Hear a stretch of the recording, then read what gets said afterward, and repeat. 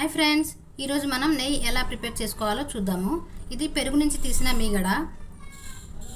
Pure buffalo milk మీగడ అండి. ఇది 1 వీక్ నుంచి డైలీ పెరుగు మీద నుంచి తీసి స్టోర్ చేసిన మీగడ ఇది. ఇప్పుడు ఈ మీగడలో కొన్ని వాటర్ పోస్తున్నా అండి. దీనిలో వాటర్ పోసి కవ్వంతో చిలకాలి మీగడ వచ్చేంత వరకు. ఇది ఇంకా కొంచెం గట్టిపడాలండి. చూసారు కదండి, వెన్న బాగా గట్టిపడింది. ఇప్పుడు తీసేద్దాం. బౌల్లో వాటర్ తీసుకోండి. ఇలా నిదానంగా చేత్తో దగ్గర కనుక్కొని తీసుకోవాలండి. ఇప్పుడు దీన్ని వాటర్లో వేసి క్లీన్ చేయాలండి. ఒక 2-3 టైమ్స్ వాటర్లో కడగాలి. నీట్గా క్లీన్ చేసుకున్న వెన్న అండి ఇది. ఇప్పుడు దీనిలో మెంతులు వేసి కరగబెట్టాలి.